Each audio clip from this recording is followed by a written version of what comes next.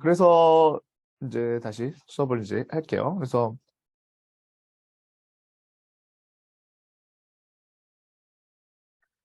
우리가 이제 그 머신러닝에서 이제 아까 그 지도학습, 그다음에 비지도학습, 그다음에 강화학습에 대한 얘기를 좀 드렸고요. 그다음에 실제로 머신러닝이든 딥러닝이든 또 상관없이 모델을 이제 학습하는 과정이 어떻게 진행이 되고 그다음에 어떤 식으로 구성이 되어 있는지를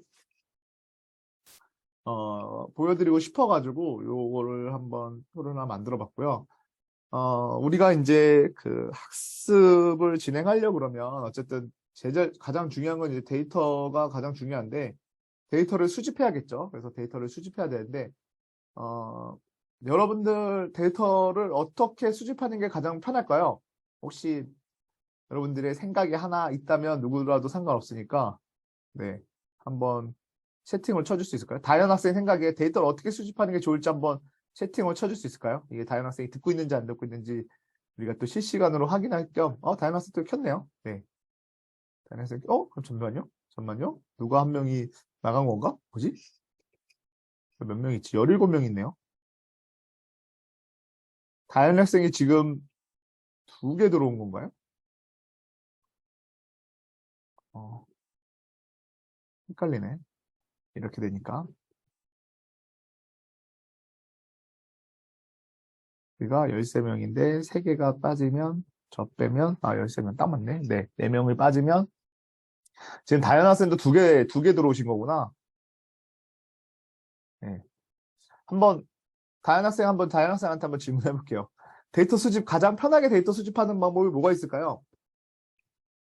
가장 편하게 데이터 수집하는 방법. 혹시 그냥 생각나는 거 여기 그 다 같이 학생들 다 같이 있는 데다가 한번 채팅으로 한번 쳐보시겠어요? 그냥 한번 물어보고 싶어서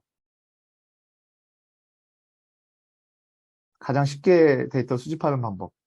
본인이 생각하는 가장 쉽게 데이터를 수집하는 방법 한번 들어보고 어떤 생각인지 한번 들어보고 싶어서요. 쳐주실 수 있나요? 데이터 수집. 혹시 데이터 수집 쳐줄 수 있어요? 못 치겠어요? 아니면 못 치겠으면 못 치겠다라고 나라도 좀 기다려야 되나요? 다현 학생?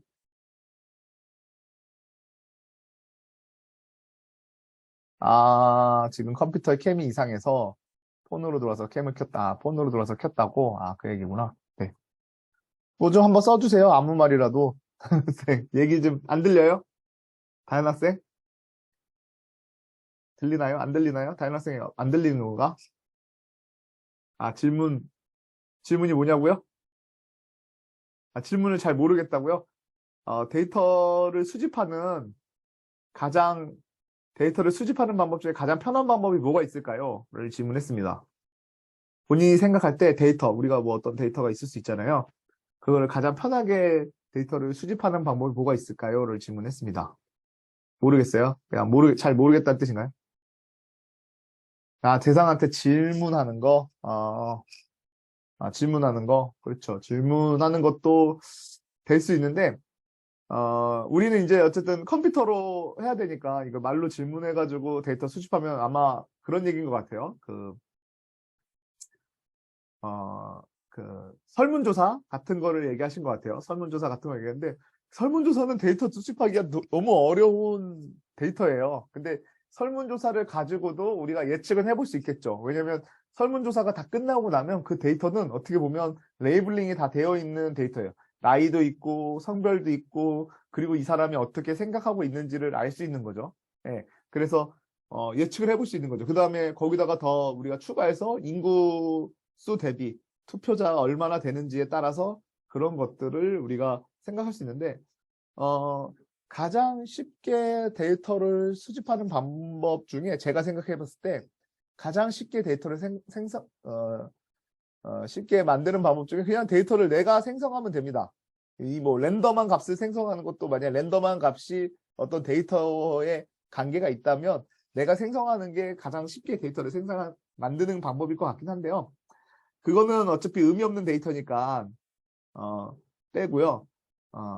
우리가 할 수 있는 데이터를 쉽게 생성하는 거는 제 생각에는 우리가 어떤 기계 같은 거, 데이터를 수집하는 기계 같은 거를 설치를 해야겠죠. 뭐, 카메라가 됐거나, 아니면 어떤 웹사이트에서 데이터를 그냥 크롤링해서 계속 가져와서 쌓아놓을 수 있는 거라든지, 아니면 IoT 장비들이나 이런 거를 통해서 데이터가 쭉 들어오는 거예요.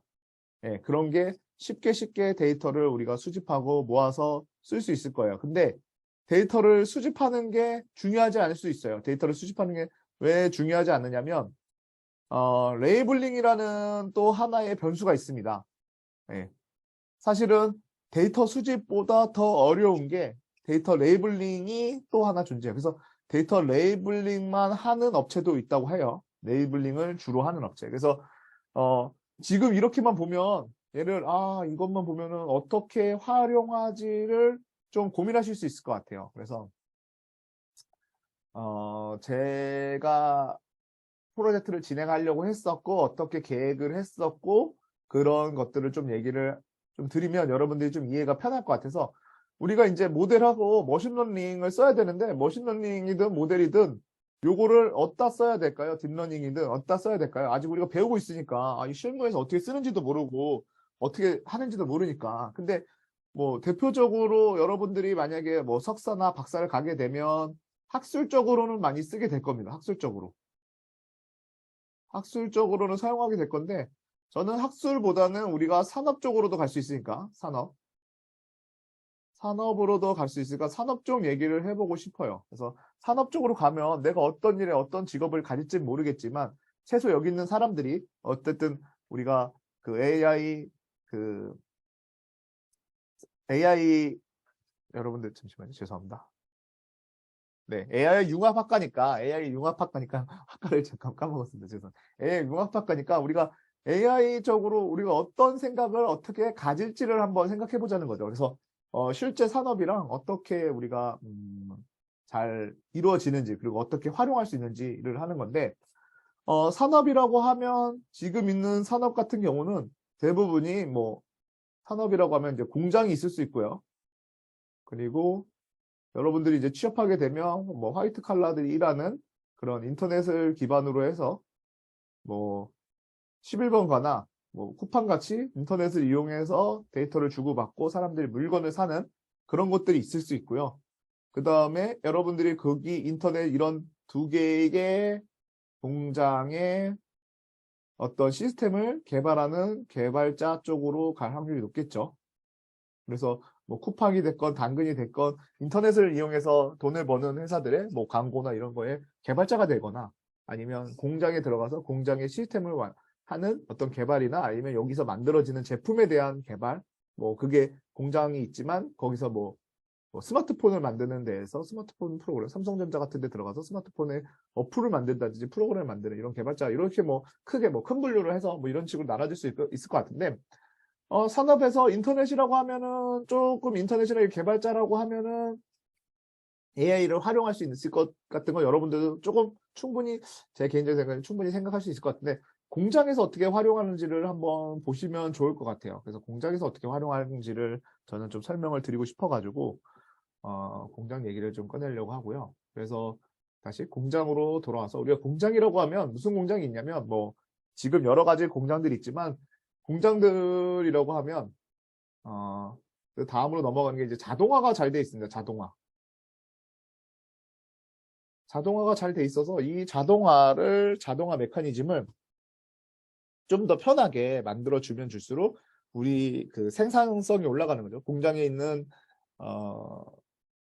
그런 경영하시는 분들은 자동화를 통해서 생산성을 더 올리고 이런 것들을 하는 거에 목표를 많이 두고 있겠죠. 그래서 자동화를 하는데 자동화를 하다 보면 처음에는 자동화를 가는 단계에는 뭐 어떤 센서들이 존재를 했었고요.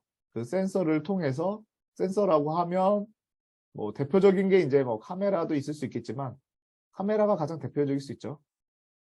카메라가 대표적이고 그 카메라를 통해서 사람이 저쪽에서 어떤 물건을 하나 봐야 되는데 그건 카메라로 그렇게 꼭 봐야 되지 않고 그냥 긴급 상황 때문에 보는 건 카메라로 보고 그 다음에 사람 한 명을 줄일 수 있겠죠. 그 다음에 이쪽에서 다른 작업을 하면서 카메라를 본다든지 이런 식의 카메라가 존재할 수 있고 그 다음에 이외에도 뭐 온도 센서, 온도, 무게 뭐 여러 개가 있겠죠. 이런 것들을 센서라고 했고 이런 센서들이 묶이다 보니까 이런 센서들을 묶다 보니까 우리가 발전하게 된 게 뭐냐면 IoT예요, IoT.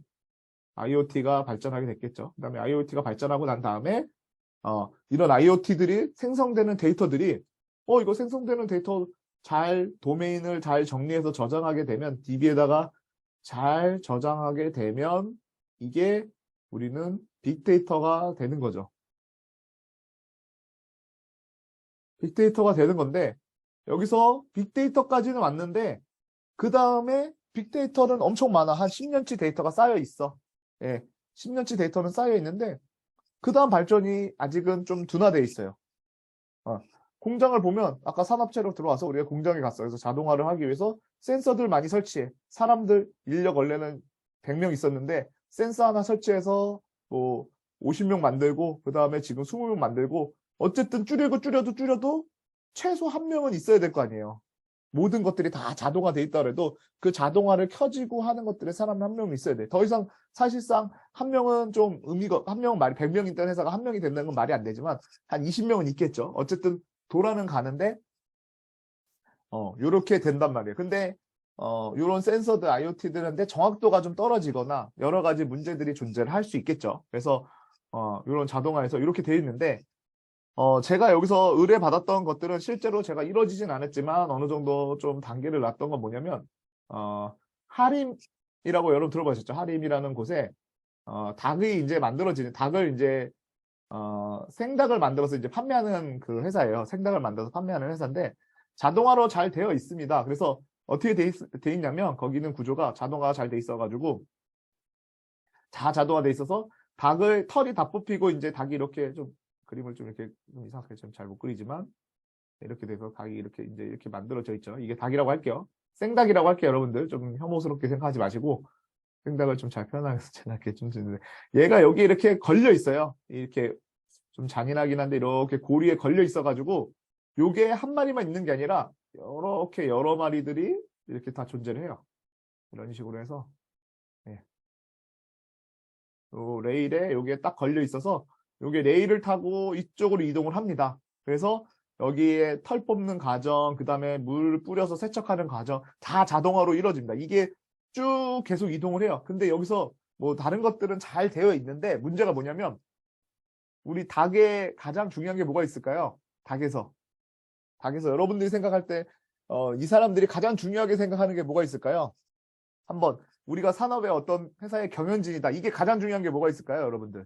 물론 깨끗하게 나가고 청결하게 나가는 건 당연한 거지만 경영자라고 하면 가장 중요한 게 생각하는 게 결국은 돈이에요, 돈. 비즈니스 모델. 돈. 비즈니스 모델인데 그럼 닭은 비즈니스 모델, 돈이랑 무슨 연관이 있을까요? 혹시 이거에 대해서 답변해 주실 분 있나요?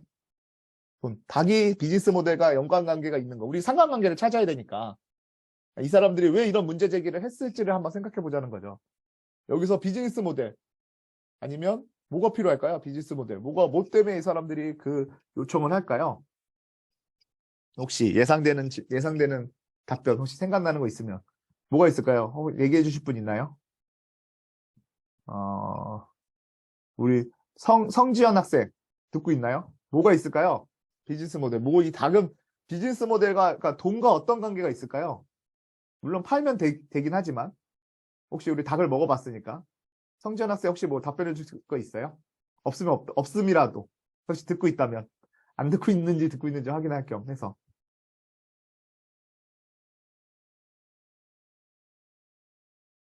없나요? 성지연 학생 뒤에 배경이 너무 이뻐가지고 한 번 더 얘기를 한번 해보고 싶었습니다. 혹시 써주고 있나요? 없는 것 같아요. 네, 생각나는 게 없겠죠. 없을 수 있죠. 그래서 닭 같은 경우는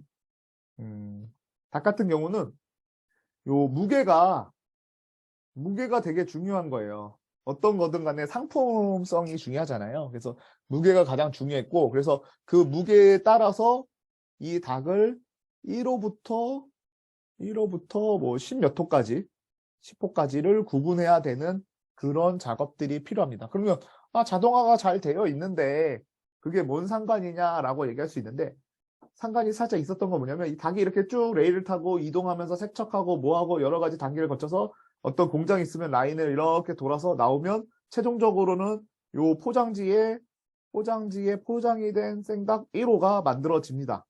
1호가 이렇게 만들어지는데 이 1호를 만드는 과정에서 다 색척이 이런 건 자동화 잘 돼 있는데 무게를 재기 위해서 요 위에 고리가 걸려 있는데 어떤 무게 센서가 이렇게 있으면 고리를 축 늘어뜨려서 여기를 올라간다고 합니다. 그래서 여기 닭이 한 마리가 고리가 걸려 있는 상태로 닭 한 마리가 이렇게 올라가는데 요 무게의 정확도가 높지 않겠죠. 왜 높지 않냐면 여기 있는 걸려 있는 요 고리 때문에 무게 정확도가 살짝 오차가 많이 있는 거예요. 그래서 실제로 이런 이 닭에 대한 판별을 할 때는 사람이 계속 이제 관여를 하는 거예요. 관계가. 왜냐면 무게도 쟀지만 얘가 요 고리 포함해서 뭐 10kg가 나왔다. 10kg이 나왔다. 근데 실제로 살을 봤더니 얘는 생각보다 좀 작은 닭이다. 사이즈가. 뭐 이러면 다시 뭐 2호로 떨구고 막 이런 식으로 해서 이렇게 다 분배돼가지고 포장까지 나오는데 얘가 1호로 만들어질지 2호로 만들어질지 3호로 만들어질지 4호로 만들어질지가 그런 식으로 구성이 되어 있다고 합니다. 그래서 이런 거를 이 작업도 정확하지도 않고 그 다음에 얘가 세척을 해서 깨끗이 나와야 되는데 어쨌든 초반에 그 무게를 재는 어떤 센서에 계속 달리다 보니까 시스템적으로 이 자동화를 하는 데 있어서 좀 부족한 점이 있었던 거죠. 그래서 그거를 좀 해결하고자 얘를 비전을 이용해서 이 크기를 보고 얘가 1호인지 2호인지를 구분하는 거를 한번 제가 설계를 해보려고 했었습니다. 그래서 그게 이제 좀 시작이 됐었고, 근데 좀 시작을 아예 하지 못했지만, 이럴 때 장점은 뭐냐면, 이렇게 이제 자동화 돼 있으면 우리는 어떻게 하면 될까요, 여러분들? 잘 지나가는 곳에다가 닭이 정확하게 지나가는 곳에다가 카메라를 한 2개 정도나 3개 정도씩 설치를 해서 이렇게 좀 잘 못 그리는 닭이지만 제가 이런 식으로 닭이 존재한다고 하면 이런 식으로 이제 닭이 존재한다고 치면 여기 이쪽 방향에서 찍는 카메라 하나, 그렇죠? 그리고 이쪽 뒤쪽에서 찍는 카메라 하나. 이거는 보고 있는 게 아니기 때문에 그리고 여기에 이물질이 묻을 일이 없기 때문에 카메라만 잘 설치해놔도 괜찮겠죠. 이런 식으로 해서 카메라를 딱딱 설치를 해서 이런 식으로 세 방향에서 찍어가지고 얘의 물체를 파악하는 건데 요때 사진이 딱 찍힐 때 얘가 연속적으로 이동하는 애예요. 이쪽 옆으로 이동하는 애니까 이렇게 그냥 딱 동영상으로 찍어 놓으면 여러분들이 보고 있는 쭉 그냥 이동하는 동영상이 계속 나오기 때문에 얘 같은 경우는 동영상으로는 아마 예측하기는 쉽지 않을 거고 우리가 이제 데이터와 레이블링을 또 진행해야 되다 보니까 그러니까 얘를 어느 딱 시점에서 딱 해가지고 찍는 그런 시스템을 또 구축을 해야 될 겁니다. 그래서 이런 식으로 만들어지면 데이터는 뭐 하루에 1000마리, 2000마리의 데이터가 생성될 때마다 1000마리, 2000마리의 데이터를 우리가 수집할 수 있는 관계가 만들어지는 겁니다. 그렇게 해서 이런 식으로 데이터 수집. 그 대신 이 사진의 간격이나 이런 것들은 얘가 닭이 이렇게 사진이 이렇게 딱 찍혀 그림을 잘못 그려서 지우고 다시 할게요. 이렇게 요 사진에 이렇게 딱 찍혔는데 얘가 한 반밖에 안 나왔다. 이런 식으로. 그리고 이런 식으로 하면 이런 데이터는 쓸모가 없겠죠. 그래서 우리는 데이터를 어떤 동일한 조건에서 계속 만들어야 되니까 꼭 닭이 보이는 것처럼 이런 화면에 꼭 중간은 아니어도 상관없겠지만 이런 식으로 존재를 해야 된다라는 거겠죠. 이런 식으로 존재를 해야 되는 거고 이런 식으로 사진을 찍어서 데이터를 수집을 합니다. 그래서 데이터를 수집을 하면 여기까지는 매우 좋게 올라왔어요. 데이터 이거는 뭐 얘가 라벨링을 하나씩 붙이는 거죠. 얘가 첫 번째 오늘날 첫 번째 오늘 뭐 3월 15일 뭐 첫 번째로 만들었다. 그럼 000 뭐 0315 00000 뭐 한 1000마리 정도 만들어진다고 치면 00001로 이름을 넘버링을 정해가지고 이런 식으로 해서 이제 우리가 데이터를 쭉 이제 모을 수 있겠죠. 이렇게 쭉 모았는데 근데 이때 문제가 발생합니다. 어떤 문제가 발생하냐? 바로 레이블링이라는 문제가 발생해요. 이렇게 사진 찍었는데 얘가 1호 닭인지 2호 닭인지는 사진만 보고는 여러분들이 아직은 알 수가 없죠. 그래서 이런 것들은 지금 있는 얘가 어쨌든 정확하진 않지만 최종적으로 얘가 뭘로 포장되는지는 우리가 알 수 있잖아요. 그렇죠? 얘가 운이 좋게도 우리가 포장될 때 이 0001로 만들어진 이 첫 번째 닭은 오늘 날짜에 생산된 첫 번째 닭이 최종적으로 포장지가 1호 닭이라고 포장이 됐다 하면 일단 이걸 가지고 레이블링 하죠. 이 레이블링 자체는 정확성은 좀 떨어질 수 있습니다. 얘네들이 이렇게 상품화해서 팔고 있지만 아직은 좀 떨어질 수 있겠죠. 그리고 나중에 우리 시스템이 도입됐을 때는 그때는 더 강화된 학습으로 이제 더 변경될 수 있겠지만 그래서 어쨌든 지금은 1호 닭이라고 저장이 된다 그러면 그런 데이터들을 쭉 수집하는 거죠. 그래서 이런 데이터들이 뭐 한 달 정도에서 뭐 보름 정도 수집을 하게 되면 엄청난 양이 모일 거고요. 그 다음에 우리가 레이블이 좀 쉽게 된 거죠. 만약에 이런 경우도 아니다. 이런 경우도 없다라고 하면 사람이 스스로 이 결과가 어디로 나왔는지를 레이블링을 사람이 좀 스스로 할 필요가 있겠죠. 그래서 뭐 그거를 잘 보고 이 사진만 보고도 얘가 몇 호당인지를 판별할 수 있는 그런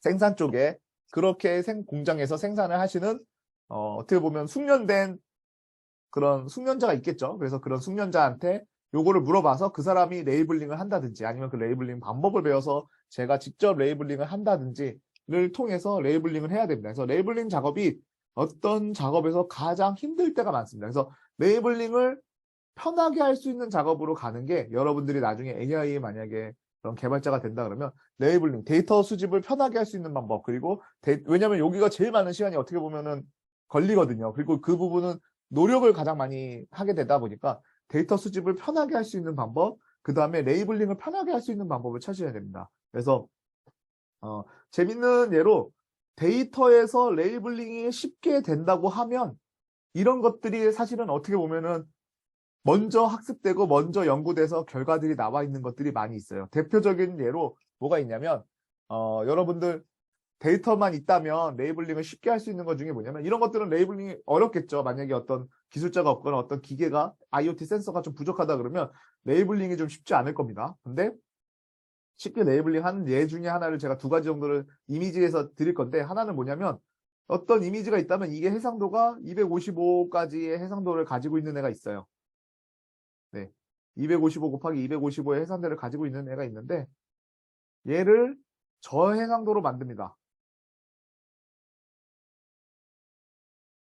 저해상도로 만들어요. 저해상도로 만들면 요 저해상도로 만들어진 데이터 얘가 뭐 50 곱하기 50짜리로 만들었다고 칩시다. 50 곱하기 50짜리로 만들었어요.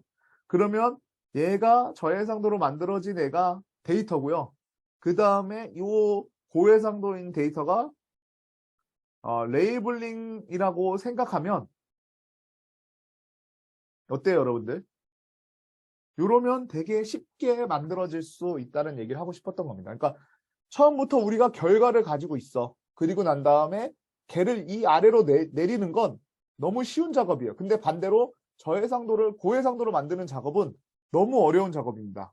그렇죠? 여러분들 지금 보고 있는 화면을 고해상도에서 저해상도로 내리는 건 되게 쉽지만 반대로 저해상도인 걸 고해상도로 올리는 건 어려워요. 그래서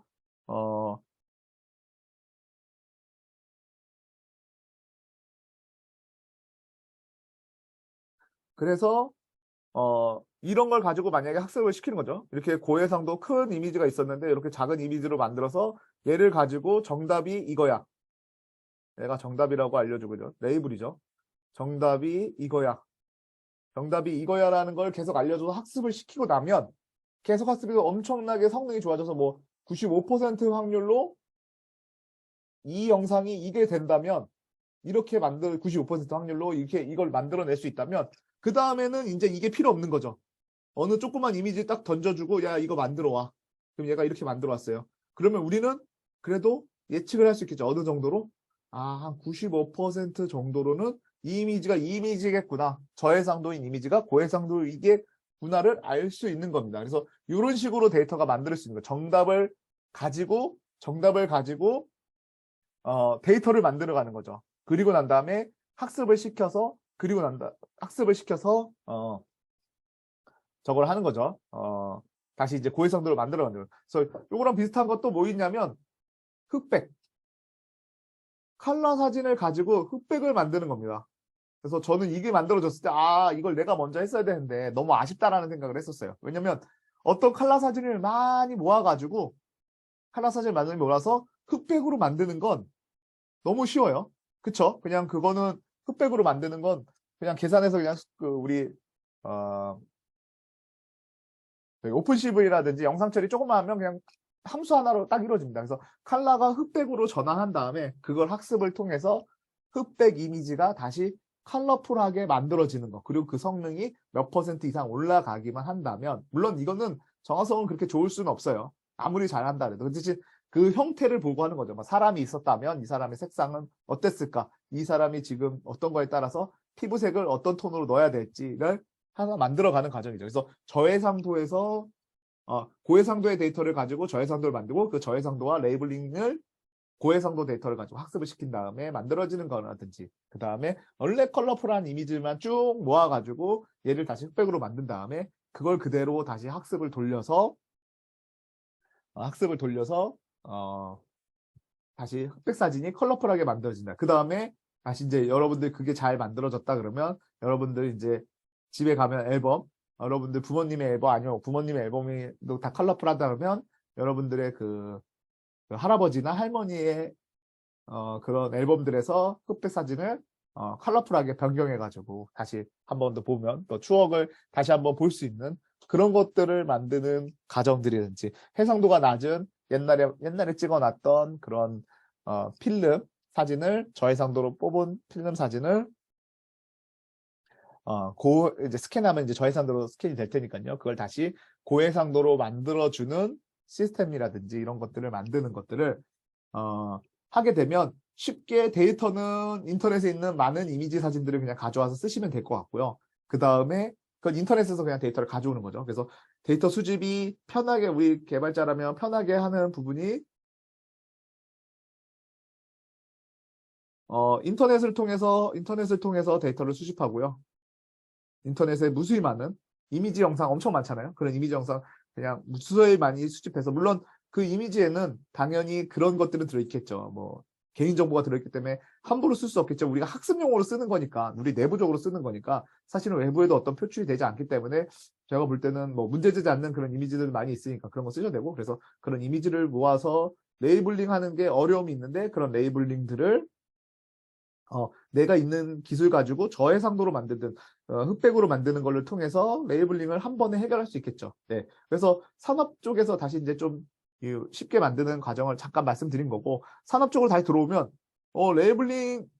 레이블링 과정이 그래서 아까 좀 어려운 부분이긴 합니다. 그래서 이렇게 위에 있는 닭 같은 경우 정확하지 않은 레이블링 가지고 우리가 학습을 돌려야 되다 보니까 아무래도 좀 걱정이 많아요. 그렇죠? 요렇게 이제 닭 같은 거를 하는 데 있어서 이제 좀 문제가 많긴 하지만 그래도 아예 불가능한 수준은 아니겠죠. 어쨌든 어딘가에는 정답이 있는 거니까 이걸 포장을 실제로 얘네들이 어떻게 하고 있는지, 실제로 얘네들이 틀릴 수도 있겠지만 그걸 가지고 이제 뭐 몇몇 평가를 이제 내려야 될 것 같고요. 그래서 이런 식을 통해서 이렇게 닭의 사이즈를 보고 이제 이게 된다 그러면 이 데이터를 쭉쭉 모으는데, 항상 아무래도 운이 좋게도 이렇게 아무리 다 모든 게 좋다 해도 이렇게 찍힐 수도 있지만 아직 털이 좀 덜 뽑힌 상태로도 또 존재를 합니다. 실제 데이터에 뭐 털이 덜 뽑힌 상태로 존재할 수도 있고, 또 들어오는 찰나에 출렁거려서 얘가 경사가 살짝 이렇게 삐뚤어져서도 데이터가 들어올 수도 있어요. 좀 얘가 이제 이렇게 옆으로 누워가지고 들어올 수도 있겠죠. 살짝 움직임이 출렁출렁 거리니까. 그래서 이 위치는 정확하게 딱 이런 갈고리를 통해서 이 갈고리 이 위치가 됐을 때 딱 사진 찍었는데도 다 좀 제각각인 위치에 존재를 해요. 그렇죠? 그러다 보니까 그런 것들을 우리가 데이터를 증강이라는 걸 통해서 지금 데이터는 한 10만 개, 10만 개 뭐 며칠 지나서 데이터 많이 모았는데 1호덕은 되게 많아. 1호덕 제일 많이 나는 거 2호덕 이런 것들 많은데 10호덕은 한 10마리밖에 없어. 그러면 10호덕이 다 찾을 때까지 다 뭐 개수가 비슷하게 500이면 500, 1000이면 1000, 만이면 만 똑같이 비슷한 비율로 쓰는 게 되게 중요하거든요.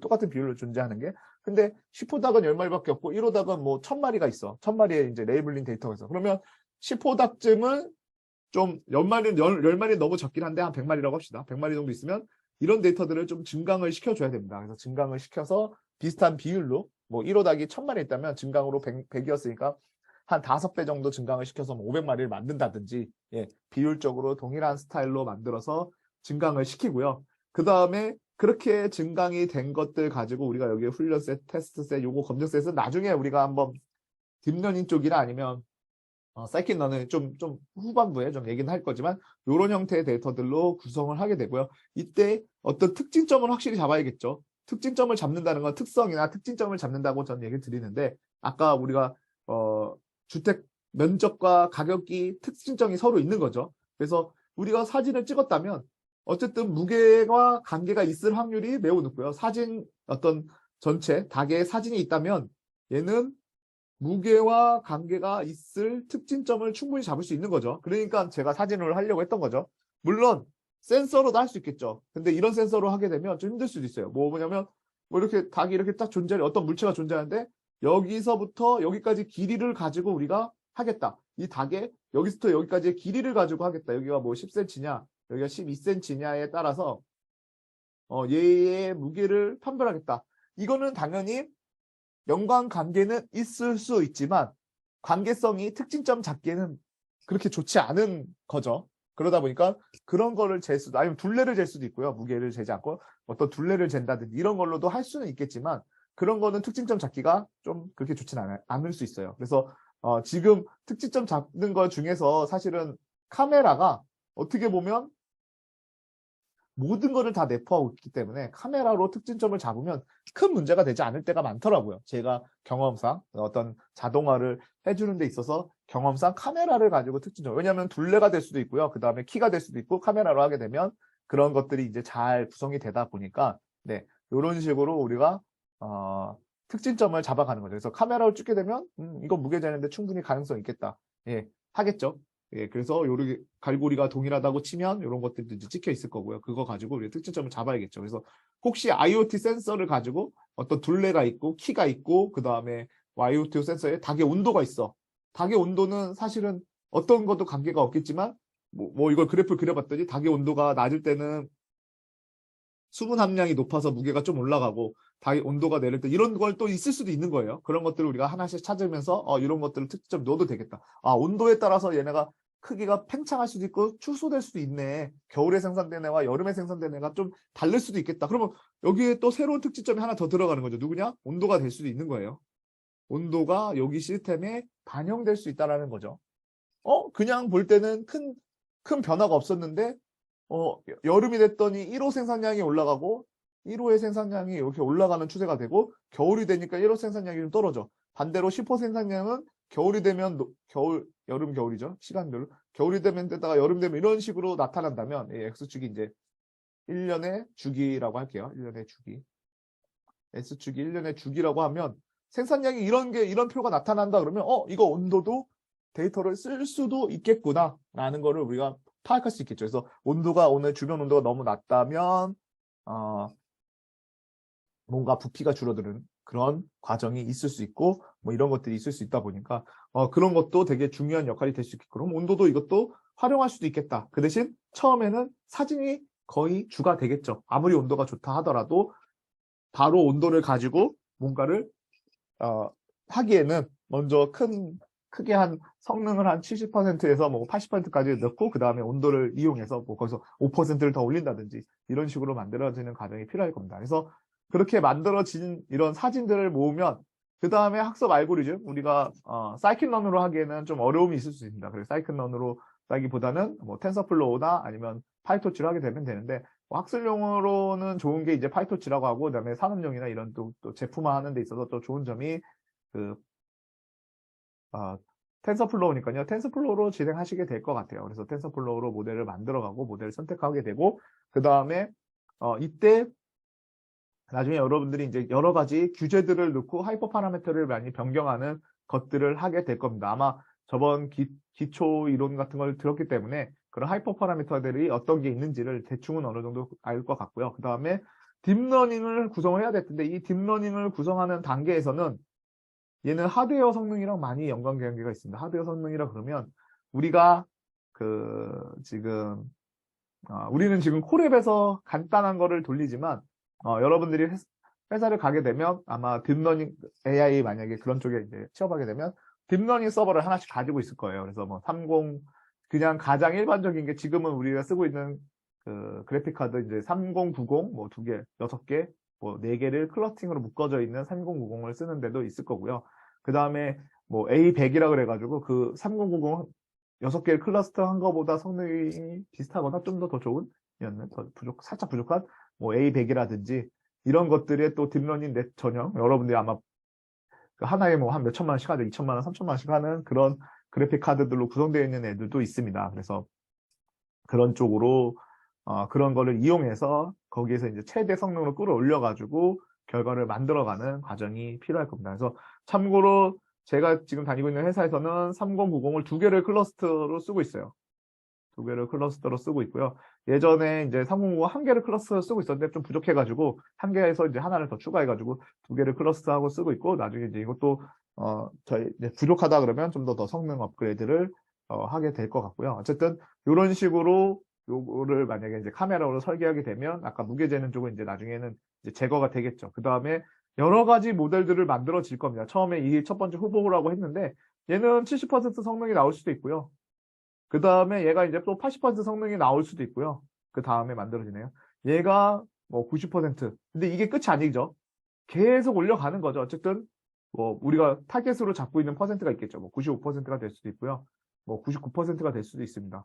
그래서 99%가 맞을 때까지 우리가 성능을 계속 올려가면서 계속 모델을 계속 만들어지는 거예요. 이때는 규제 바꿔보고 딥러닝 네트워크 더 추가해보고, 특성이 뭔가 잘못됐다, 이거 뭐 사진만 넣고 있으니까 사진 3개를 겹쳐도 보고, 아니면 CNN도 써봤다 RNN도 써봤다가 뭐 여러 가지 것들을 이용해서 구성을 바꿔가면서 모델을 만들고, 거기서 이제 성능이 가장 평균 평가를 해서 가장 높게 나온 애들로 성능 평가를 해가지고 그 결과를 만드는 거예요. 그래서 여기 검증 세트라고 되어 있는데, 아마 1000개의 영상이 있으면 이 1000개의 영상 중에 일부를 잘라서 한 30%에서 20%를 잘라서 테스트 세트로 놨고, 훈련 세트 70%, 그 다음에 테스트 세트 30%를 넣어서 훈련을 하고요. 그 다음에 검증은 뭐 한 여기서 따로 뽑아서 한 100개 정도라든지 이런 걸 또 모아가지고, 검증인 훈련이나 테스트 세트에 들어가 있으면 안 됩니다. 예. 이렇게 해가지고 3개가 완전히 다 다른 걸로 모아놓고 검증을 통해서 우리가 이제 성능을 올리는 거죠. 그래서 모델 후보 1, 2, 3가 있는데, 이런 애들을 통해서 만들어지는 최종에서 여기 한 80%까지 90%까지 만들었어. 그러면 또 얘를 가지고 어느 정도 추가 레이블에 100% 쓰는 건 아니고요. 활용을 하는 겁니다. 왜냐면 얘가 100% 맞는 건 아니니까 누가 봐도 얘가 100% 맞췄다는 것들만 이제 뭐 활용하고, 뭐 그 10% 얘가 90% 맞는 최종 우리가 만든 모델군이 90% 맞았다고 치면 10%의 오류가 있는 거잖아요. 그 10%의 오류가 추가 레이블로 들어가게 되면 얘는 어쨌든 다시 이렇게 얘기하면 게 아니라 원본 데이터의 레이블링이 이거 100% 맞았다고 할 수 없잖아요. 아무리 무게 재고 뭐 해도요. 원본 데이터의 레이블링이 실제로 90%가 맞아요. 그러면 이 AI의 성능은 레이블링 기준으로 지도학습이다 보니까 90%를 넘어갈 수가 없는 단점이 있을 수 있다는 거예요. 그러다 보니까 여기서 추가 레이블링을 진행할 때 우리가 이 나머지 10%를 잘 제거를 해주면 얘가 다시 요게 올라가고 여기가 올라가고 여기도 올라갈 수 있는 그런 것들이 만들어지는 거예요. 그래서 이건 다시 돌아와서 검증 세트와 테스트 세트에 요 레이블링, 여기 레이블링 된 것들이 같이 들어와서 계속 개수를 많이 늘려주고 데이터를 계속 늘려주고, 증강이 아무리 좋다고 하더라도 원본 데이터보다 좋을 수는 없습니다. 원본보다는 좋을 수 없기 때문에 증강 숫자를 줄이고 새로 레이블링 된 거를 올려가면서 성능이 더 좋게 만들어가는 거죠. 네, 그렇게 해가지고 데이터를 증강하는 것들, 뭐 각도를 살짝 바꾼다든지 뭐 여기에 뭐 잡음 같은 걸 넣는다든지 이렇게 만들어져 있는 것들을 하나하나씩 줄여가면서 이제 그 최종 모델을 만들어가는 과정이고요. 최종 모델이 만들어지면 걔를 가지고 일단 산업에 이제 적용을 하는 겁니다. 그래서 여러분들 같은 경우가 이제 이런 쪽으로 취업을 하게 된다면 아까 쉽게 하는 그런 곳들 어디냐면 인터넷을 통해서 데이터 가져오는 거, 아까 제가 말씀드렸던 그런 컬러풀한 이미지 가져와서 흑백 만들거나 컬러풀한 이미지, 고해상도 이미지 갖고 와서 저해상도로 만들어가지고 학습을 시키는 거. 그러면 걔는 데이터가 인터넷은 우리가 이제 뭐 이건 이제 진짜 빅데이터죠. 인터넷에 있는 데이터는. 빅데이터니까 이런 빅데이터들이 쭉쭉 모여가지고 레이블링까지 한 번에 끝낼 수 있다면 쉽게 여러분들이 할 수 있을 거예요. 근데 데이터 수집 중에 카메라로 한다든지 만약에 카메라로 하게 된다면 어떤 요 필름을 찍는 시점을 정의할 수 있는 그런 것들도 기능이 같이 구성이 돼야 될 거고요. 예, 어쨌든 산업체에 들어간다면 카메라를 활용할 확률이 매우 높습니다. 그래서 카메라를 활용할 확률이 매우 높다 보니까 이런 식으로 되고 그다음에 우리가 거기서 어떤 특징이나 특성을 잘 구분해서 데이터 증강과 해서 이렇게 만들고 제가 아까 저 예를 하나 드린 거죠. 그 산업체에서 만약에 그 닭을 이제 가지고 무게를 한다고 하면 그래서 우리가 요 하이퍼 파라미터와 규제를 잘 해서 모델을 만들어 최종 모델이 만들어지면 이 모델 평가를 통해서 계속 성능을 올려야 될 거고요. 그렇게 다 만들어지면 이제 얘를 가지고 예측을 시작할 수 있는 겁니다. 그래서 그 시스템이 실제로 도입되고 그다음에 원래 거기 그 시스템을 가지고 있던 사람이나 아니면 가지고 있던 그런 IoT 장비들과 성능 평가를 계속하면서 누가 더 위에 있는지 예, 우리 쪽이 우위가 있으면 이제 점점 이런 쪽은 이제 빠지는 거죠. 예, 그게 뭐 아주 잘 구분할 수 있는 그런 노하우를 가지고 있는 사람이 될 수도 있는 거고요. 그 다음에 어떤 기계가 될 수도 있는 거죠. 그래서 제가 진행했던 뭐 여러 가지 산업체 프로젝트에서는 뭐 병원에서의 이제 엑스레이 뭐 관련된 그런 영상 쪽이라든지 그 다음에 산업체에서 뭐 타이어 같은 경우에 이제 불량을 체크한다든지 그리고 뭐 시멘트의 뭐 그런 성능 지금 어느 정도 나오는지를 이런 것들이 이제 대부분 영상으로 이루어진 것들을 많이 진행을 했었습니다. 그래서 그런 것들을 제가 좀 어떻게 보면은 진행한 부분이 그런 쪽이다 보니까 영상 쪽으로 많이 좀 치우쳐서 산업에서 영상 쪽으로 많이 치우쳐서 했는데 이럴 때 이것만 하나만 들어가는 게 아닙니다. 이런 데이터들이 꼭 이렇게만 들어가는 게 아니라 같은 IoT 센서들이 계속 같이 붙어주는 겁니다. 뭐 온도가 될 수도 있고요. 관계가 있는 누군가가 될 수도 있고 온도가 될 수도 있고 누가 될 수도 있고 이런 것들이 같이 붙어주면서 우리가 그런 식으로 진행을 했다고 생각하시면 될 것 같아요. 그래서 PPT를 한 장 또 넘겨서 머신러닝에는 이제 같이 사용되는 라이브러리는 뭐 럼파이라고 해서 웬만한 그 입력하는 곳에 리스트나 우리 파이썬에 여러분들 파이썬은 다 하실 줄 아신다고 생각하고 일단은 제가 따로 파이썬은 수업을 안 할 건데요. 네. 대신 좀 코드에 대해서 혹시 파이썬이 내가 좀 파이썬에 좀 잘 한 번도 듣지 않았던 분은 따로 DM을 주셔야 됩니다. 제가 모르고 있을 수 있으니까 네. 따로 어디다 저한테 따로 좀 얘기를 해주세요. 어떤 방법이든 메일이 됐던 저 그 하이 클래스를 됐던 내가 파이썬을 한 번도 안 달아보신 분 아니면 달았는데 내가 아직 그렇게 뭐 어느 정도의 프로젝트를 하는 데 있어서 좀 부족함이 있다. 내가 지금 오늘 럼파이를 파이썬은 내가 수업을 들었는데 럼파이라는 용어를 처음 들어보신 분 이런 분 요 정도 케이스로 할게요. 네, 럼파이를 처음 들어보신 분 그 다음에 파이썬을 해보지 않았던 분 파이썬 했지만 럼파이 처음 들어보신 분 그리고 아직 프로젝트를 내가 좀 하기에는 좀 부담감이 많다 하시는 분들은 좀 메일을 좀 보내주십시오. 메일이든 아니면 그 하이클래스에 채팅을 보내주시든 그냥 난 당당하게 여기 여기 우리 그 지금 보고 있는 요 DM에다가 그냥 바로 쓰셔도 됩니다. 저 좀 어렵습니다. 쓰셔도 됩니다. 뭐 그지 상관없으니까요. 편하신 걸로 해가지고 이렇게 하시면 될 것 같아요. 그래서 좀 보내주셔도 제가 알고 있어야지 좀 대처가 되니까요. 네. 우리가 아무리 이게 만약에 대면 수업이었다면 네, 대면 수업이었다면은 좀 이걸 빨리 체크할 텐데 제가 아마 체크가 되게 늦어질 것 같아가지고 자기가 방금 제가 얘기했던 세 가지 럼 파일을 처음 봤거나 뭐 이렇게 됐다 하시는 분들은 한번 보내주십시오. 네, 그게 좋을 것 같습니다. 한 10분 정도 쉬었다가 수업을 다시 재개하겠습니다.